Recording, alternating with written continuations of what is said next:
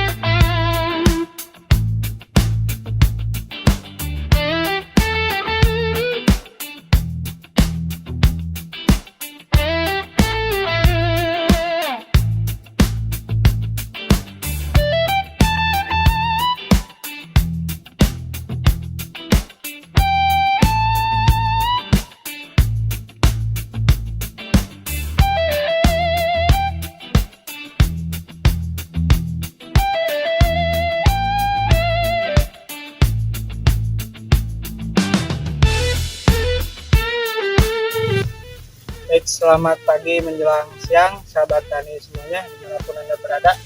Kembali lagi bersama saya Dul di kebun Andro Nabawi Park. Nah, saya sedang berada di kebun melon open field. Sekarang umur tanaman melon ini berada di 40 hari setelah tanam, 40 HST, di mana dalam umur 40 hari setelah tanam di sini kita sudah beres atau hampir semuanya sudah dipolinasi atau perkawinan. Nah, untuk kegiatan yang sekarang kita lakukan di sini yaitu pertama seleksi buah, yang kedua pruning, yang ketiga penyiangan. Nah, setelah kita melakukan polinasi, kita seleksi buah, kita pilih mau dibuahkan berapa.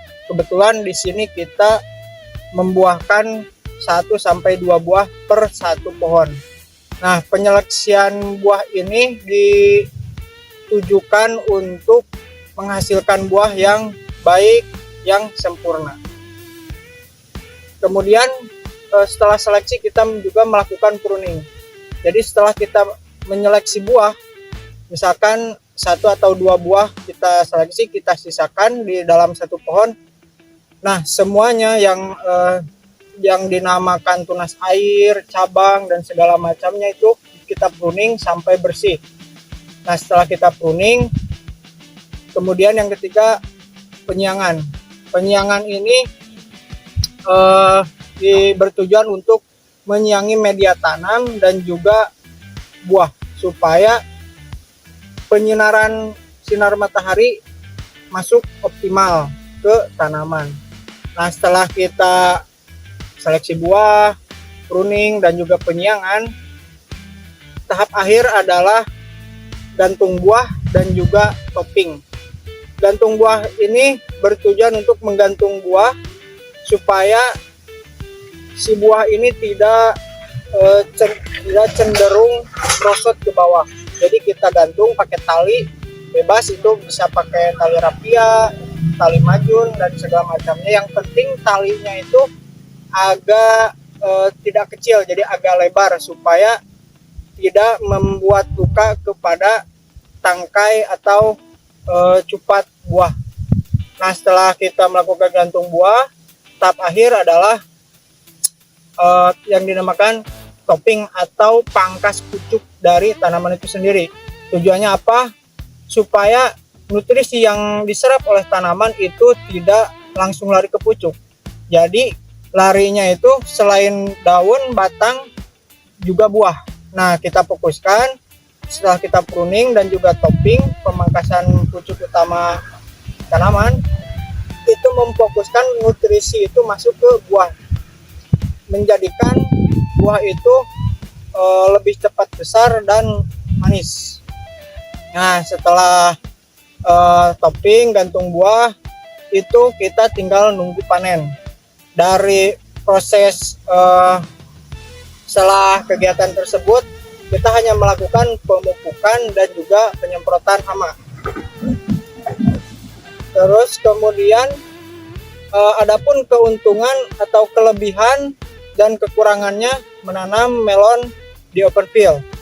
Yang pertama kelebihannya itu sendiri itu terletak pada polinasi, di mana polinasi di open field ini bisa dipolinasi secara alami atau dipolinasi oleh serangga. Jadi bukan polinasi manual oleh kita. Nah, paling kelebihannya terletak di polinasi doang. Nah, untuk kekurangannya sendiri menanam melon di open field ini, yang pertama serangan hama yang lumayan cukup besar, baik itu hama insek, hama fungi maupun hama gulma seperti rumput gitu. Terus kemudian kekurangannya itu di open field ini karena kita tidak menggunakan saung atau atap, jadi ketika ada musim hujan atau ketika kita turun hujan, tanaman itu otomatis kehujanan, basah, dan juga ketika hujan gede itu menyebabkan banyaknya jamur, banyaknya fungi yang mendominasi. Nah, paling untuk kekurangannya itu aja. Nah, Demikian. Ya, demikian sahabat tani semuanya, dari saya Dul. Semoga yang saya sampaikan ini bisa bermanfaat bagi sahabat tani semuanya. Salam petani, sampai jumpa di hari panen.